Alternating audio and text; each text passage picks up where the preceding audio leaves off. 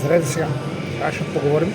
Защото казва, че сте си правили клипове за Госпозги, но сега ще поговорим за генетика. Аз съм казвал много пъти да представля генетиката. Това е обособеност на 32 хромозома от мъжа и жената, т.е. от родителите. И също обхваща поколенията от страната на майката и от страната на бащата. Като, пак ви казвам, са три вида типове. Те са мезоморф, ектоморф и ендоморф. Но, де-факто, чистите се срещат само два типа, най-чистите. Това са ендоморф и ектоморф. По-рядко се среща мезоморф. Това е рядък тип. Като повечето са разновидности между ектоморф, мезоморф, мезоморф, ендоморф, ендоморф, ектоморф, наречни такива типове. Но основните преобладаващи типове са ектоморф и мезоморф. Това е ендоморф. Това са типовете. Но пак ви казвам, зависи от това е генетиката на човека. При правилна тренировка, хранене и възстановяване и тренировки от типа на стрит фитнес, на бодyweight, на калистеника, на еквилибристика, с пружини, на лостове, на успоритки, вие може да изградите много добро цяло. Пак ви казвам, не играйте само горна част, а играйте и долна. Бъдете комплексни.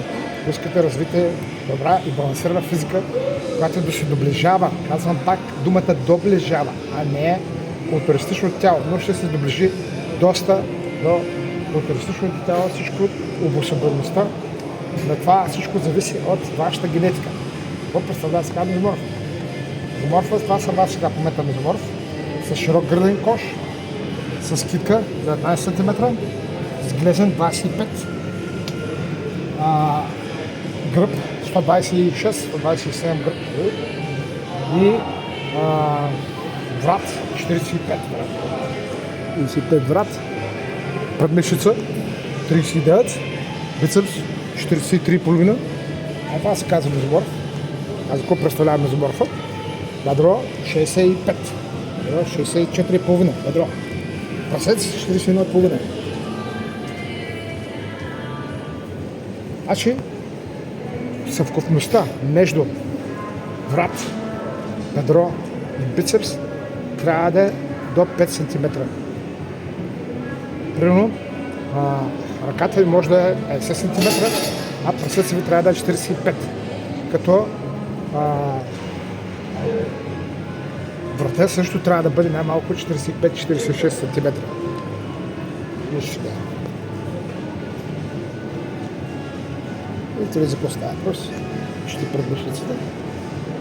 Така. Това е. Ако представлява ектоморфа, ектоморфа е слаб, тесен, с тесен гърден кош, с тесни ramена, с тънки кости. Това е ектоморфа. Това не значи, че може да разви мускултурата си.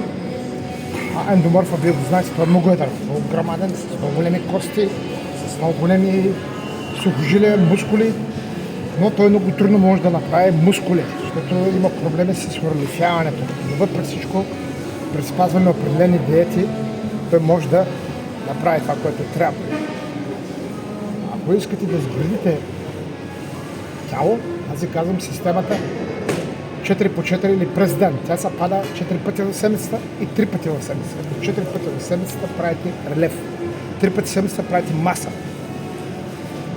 Това е, което иска да ви кажа и ви пожелая приятни тренировки през лятото. Едно и среща, скоро пак ще има Госпозги. I'll be back.